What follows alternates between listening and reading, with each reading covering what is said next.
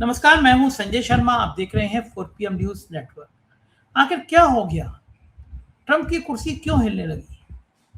क्या ट्रंप के ग्रह नक्षत्र अब इतने खराब हो गए? छोटी छोटी बच्चियों का, जो मासूम बच्चियों का शरीर नोचा था, उसके कर्म सामने आ गए। ईरान वार्ता फेल होने के बाद वो कर दिखा रहा है जो कभी ट्रंप ने सोचा नहीं था।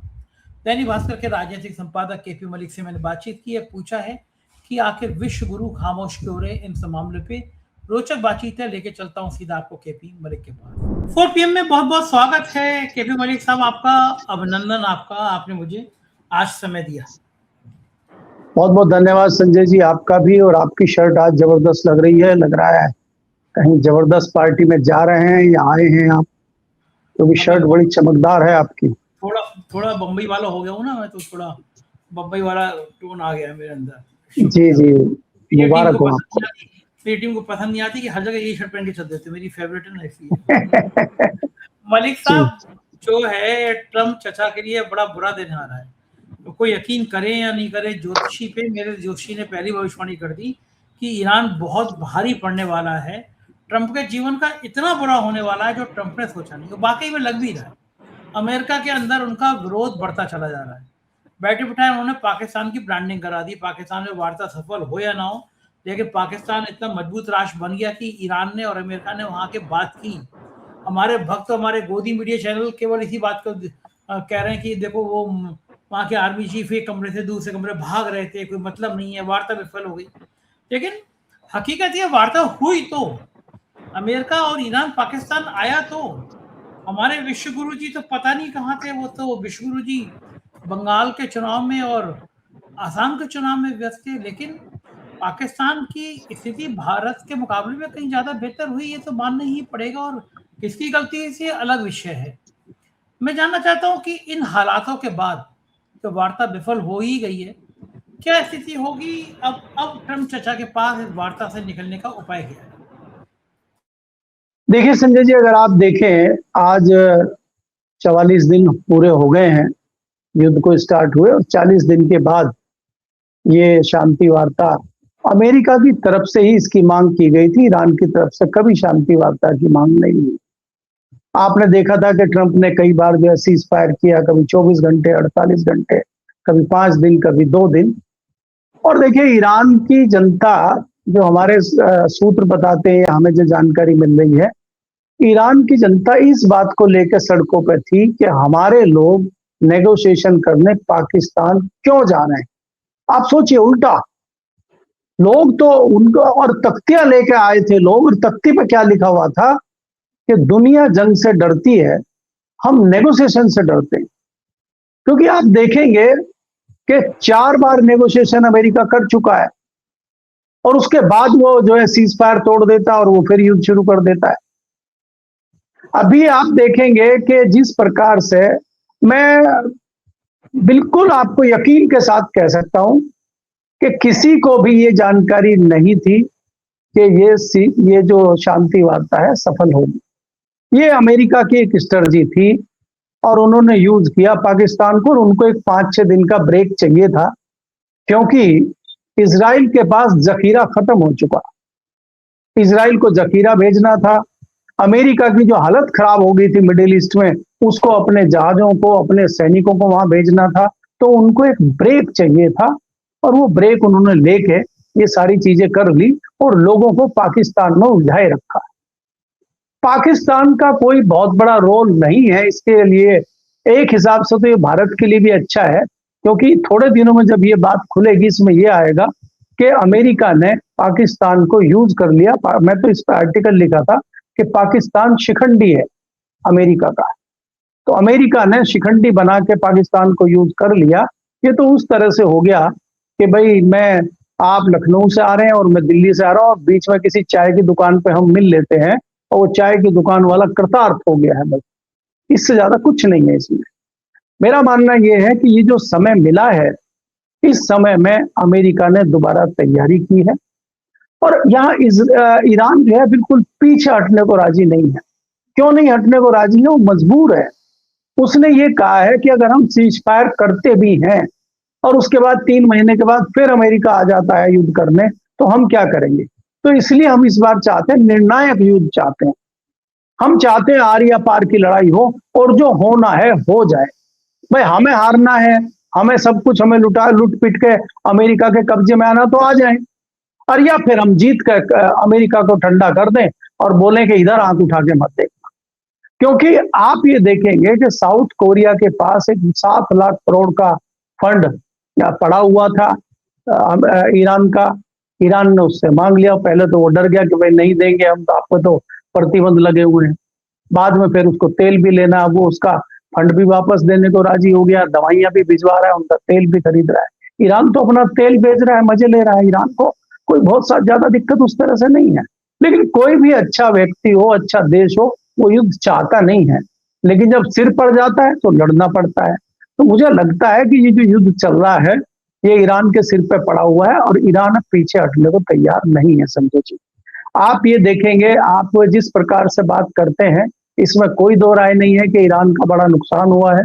वहां पे लोग मरे हैं। आपको तो याद है कि वहां एक बच्चों के स्कूल पे इन्होंने हमला किया था, उसमें लगभग 250 बालिकाएं मारी गई थी। तो खबर ये आ रही है तेहरान के, मैं कहीं पढ़ रहा था, तेहरान के जो मेयर हैं उन्होंने ये कहा है कि अभी तक तेहरान में लगभग 36,000 घर टूट गए हैं युद्ध में, और हमने 16,000 घर जो है बना के हैंडओवर कर दिए हैं। सोचिए कितनी तेजी से वो काम कर रहा है। और जो वो ट्रेन का पुल इन्होंने तोड़ा था, जो एक पुल तोड़ा था, उसको 3 दिन में उन्होंने चालू कर दिया। तो ईरान की टेक्नोलॉजी भी देखिए आप। तो ईरान की जनता ईरान के साथ खड़ी हुई है। और मैं जो आपको जिक्र कर रहा था कि वहां की जनता सड़क पे आ गई थी नाराज होकर कि हमारे देश के लोग शांति वार्ता में क्यों जा रहे हैं, वो खामनेई जी का एक अपील आई, खामनेई जी का एक जो फतवा जारी हुआ कि भाई मैंने इजाजत दी है और मैंने कहा है कि जाओ, अगर शांति से बात निपटती है निपटाओ, नहीं तो हम युद्ध के लिए तैयार हैं। तब जनता थोड़ी शांत हुई। तो ये हालात ईरान के हैं। तो ऐसे में आप ईरान को ये समझो कि वो झुक जाएगा, पीछे हट जाएगा, वो बिल्कुल नहीं हटेगा। और आपको ये भी पता है कि अमेरिका छद्म युद्ध लड़ रहा है, धोखेबाजी का युद्ध लड़ रहा है, हर बात में उसका झूठ सामने आ रहा है। तो ऐसे में ईरान उसके ऊपर रत्ती भर भी विश्वास नहीं कर रहा है और वो अपनी तैयारी कर रहा है। संजय जी, जी तो ठीक बात है, वो तैयारी कर रहा है, लेकिन अब इन स्थितियों में अगर युद्ध बढ़ेगा तो कीमतें बढ़ेंगी। अमेरिका के अंदर जो आर्थिक साम्राज्य डगमगा रहा है, लोग ट्रंप से नाराज हैं। नवंबर में मिड टर्म इलेक्शन है, क्या लगता है आपको नवंबर से पहले कहीं ट्रंप साहब की कुर्सी को खतरा हो सकता है? और ट्रंप साहब चले गए तो भक्तों का क्या होगा, जो भक्त हवन पूजन करते थे, ट्रंप साहब की मूर्ति लगा के पूजा किया करते थे, जो हमारे विश्व गुरु कहते थे माई फ्रेंड ट्रंप, वो बेचारे रोएंगे, और रोएंगे तो उनको रुमाल कौन देगा? संजय जी, आप देखिए, जो मैंने अभी आपको ईरान की हालत बताई है, ईरान की जनता की हालत बताई है कि ईरान की जनता सड़कों पे है कि आप नेगोशिएशन क्यों कर रहे हैं, और अमेरिका की जनता इसलिए सड़कों पे है कि आप युद्ध क्यों लड़ रहे हैं। विरोधाभास देखिए, मजे की बात, क्योंकि ये जो मूर्खतापूर्ण निर्णय ट्रंप ने लिया है और मूर्खतापूर्ण ये बातें कर रहा है, ये गिर चुका है। वहां की जनता इनके साथ नहीं है। आप ये देखिए कि ईरान में तो जो बड़े बड़े अधिकारी थे, बड़े बड़े रणनीतिकार थे, उनकी हत्या कर दी गई है। लेकिन अमेरिका के रणनीतिकारों की, नेताओं की, सेना के शीर्ष अधिकारियों की तो हत्या हुई नहीं है, ना किसी की युद्ध में मौत हुई है। लेकिन इस्तीफा कई लोगों ने दे दिया, कई लोग पीछे हट गए। तो ऐसा क्यों हो रहा है अमेरिका में, अगर अमेरिका इतना ही तैयार है? तो कहीं ना कहीं विपक्ष का दबाव है, इनके सांसदों का दबाव है, और जो जनता है उसका बहुत दबाव ट्रंप के ऊपर है। तो ये तो निश्चित है, अगर ये चुनाव में जाते हैं तो इनकी हार निश्चित है वहां पे। इसमें मुझे तो कोई दो राय नहीं है, कम से कम। लेकिन संजय जी, हमें ये देखना होगा कि इसमें भारत कहाँ खड़ा हुआ है।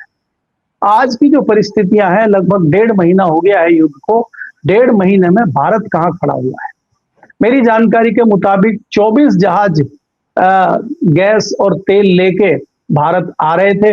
उन 24 में से अभी 8 तो पहुंच गए थे पिछली बार भारत, और ये जो शांति वार्ता चल रही थी, 2 जहाज हमारे इस दौरान निकले हैं, हालांकि वो भारत अभी तक नहीं पहुंचे। तो 10 जहाज हमारे पास आ गए हैं। वो 14 जहाज कहाँ हैं अभी, उनका कोई अता पता नहीं। तो आने वाले समय में भारत की स्थिति क्या होगी, यहाँ कैसा तेल का संकट हो सकता है, क्या रेट बढ़ेंगे क्या? अगर यहाँ ईंधन के रेट बढ़ते हैं तो बाकी चीजों के रेट ऑटोमेटिकली बढ़ जाएंगे।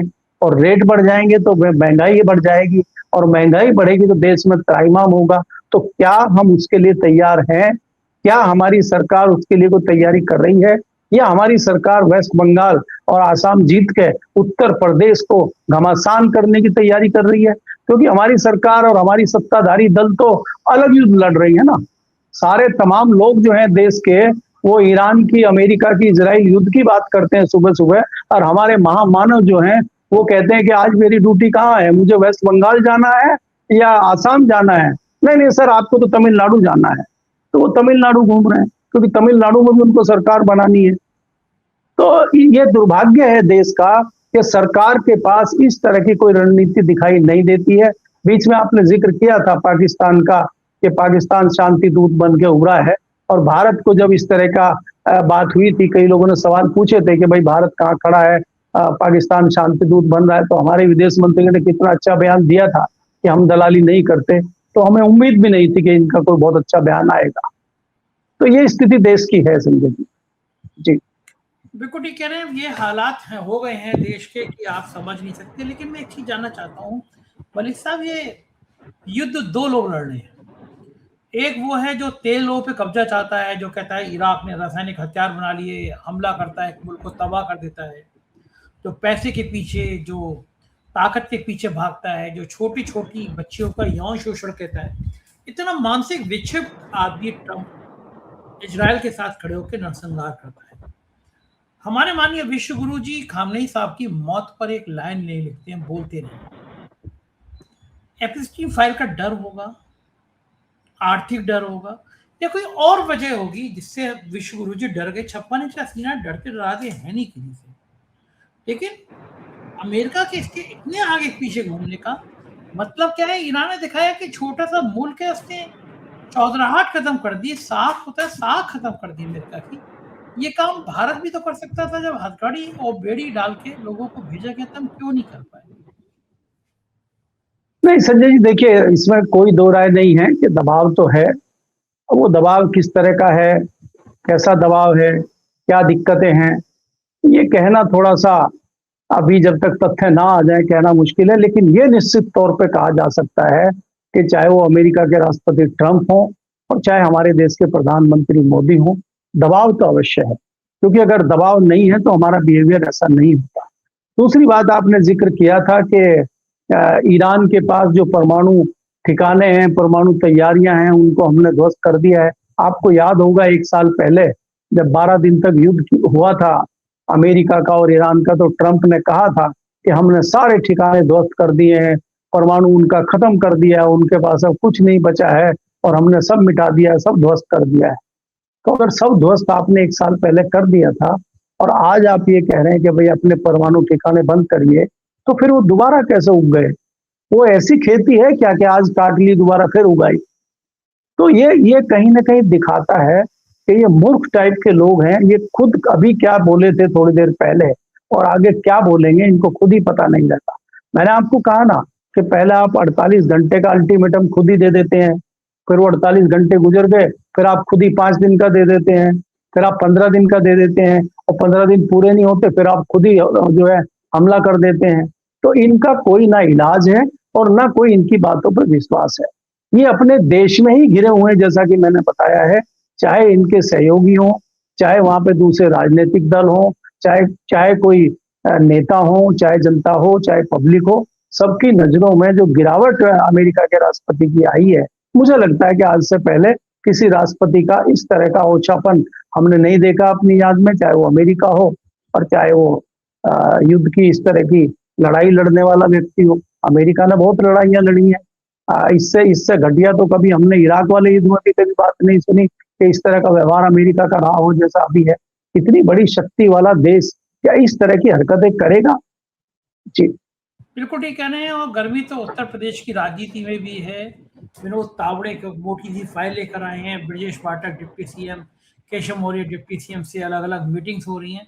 क्या उत्तर प्रदेश में भी कोई मिसाइल गिरने वाली है? खेल क्या है अचानक इस तरह आना, अलग अलग मीटिंग्स करना? क्या उत्तर प्रदेश में 2027 या 2029 की कोई एक बिसात बिछ रही है?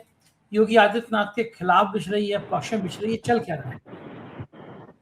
देखिए संजय जी, अगर आप देखें 2024 के बाद भारतीय जनता पार्टी का शीर्ष नेतृत्व सत्ते में है और आप जानते हैं कि ये सरकार किस प्रकार से चल रही है।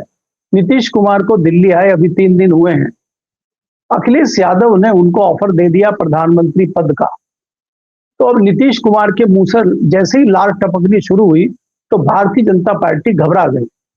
अखिलेश ने कहा कि देखिए हमारा तीसरा दल है पूरे भारत में सबसे बड़ा, और उसके बाद आप हैं, तो आप तैयारी कीजिए, हम आपके पीछे हैं, और अगर आप इजाजत देंगे कहेंगे तो हम कांग्रेस को ये कह देंगे कांग्रेस बाहर से समर्थन दे, हम उनको मंत्रालय भी नहीं देंगे, वो राजी हम कर देंगे उनको, बस आप जो है वो आंध्र प्रदेश वाले जो भाई साहब हैं आपके चंद्रबाबू नायडू, उनको मना लीजिए। तो जैसे ये सुगबुगाहट कल दिल्ली में शुरू हुई, कहीं ना कहीं गुजरात लॉबी में हड़कंप हो गया, और जो महत्वपूर्ण जिम्मेदारी विनोद तावड़े जी के पास बिहार की थी, क्योंकि वहां पे इनको क्राउन पहनाना है, ताज पहनाना है नए मुख्यमंत्री को, तो इनको तत्काल बोला भूल जाओ पटना वटना, छोड़ो बिहार, सीधा बाबा के वहां पहुंचो, क्योंकि इधर बाबा का सोटा घूम रहा है, कहीं ऐसा ना हो कि बाबा भी सोटा लेके अखिलेश के पीछे ही खड़े हो जाएं, क्योंकि कमी तो ये बाबा के साथ कर नहीं रहे हैं। तो आपदा में अवसर एक बाबा को मिल गया है, और तावड़े जी वहां पे जो है चक्रव्यूह बिछाने पहुंचे हैं, लेकिन वो चक्रव्यूह में बाबा फंस पाएंगे कि नहीं फंस पाएंगे, अभी ये इस तरह की कहानी चल रही है, क्योंकि तावड़े जी पहुंचे हैं और बाबा वेस्ट बंगाल पहुंच गए हैं। तो ये क्या कहानी चल रही है कि लखनऊ में मीटिंग हो और वहां बाबा ना हो, तो क्या रणनीति चल रही है, ये सोचने वाली बात है। आपको देखना होगा कि उत्तर प्रदेश में स्थिति बहुत बढ़िया नहीं है 24 के बाद, और बाबा को किसी भी तरह से कमजोर आंकना मुझे नहीं लगता कि हमें सोचना चाहिए। अगर भारतीय जनता पार्टी कुछ भी उत्तर प्रदेश में करती है तो वहां बिना बाबा के नहीं कर पाएगी। और अभी ये दिल्ली एक ये भी सोच सकती है कि भाई नीतीश कुमार की तरह बाबा को यूज करो चुनाव के लिए, उनके चेहरे पर चुनाव लड़ो और बाद में इनको कमजोर कर दो और किसी और को मुख्यमंत्री बना दो। तो गुजरात लोग तो ऐसी चीजें सोच के ही आगे तैयारी करती है।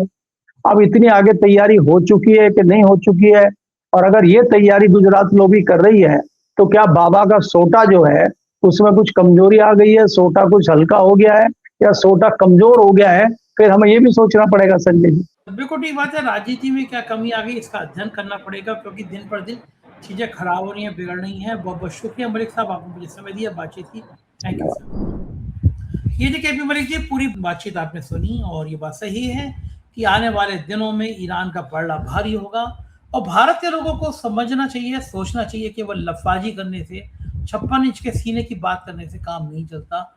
बात धरातल पर होती है। हम लोग इतने कमजोर हो गए कि जो ईरान हमारे साथ था, हम खामनेई साहब की मौत के बाद उसके लिए ट्वीट भी नहीं कर सके। आप क्या सोचते हैं बताइएगा जरूर, चैनल पर कमेंट कीजिएगा। बहुत बहुत शुक्रिया, थैंक यू।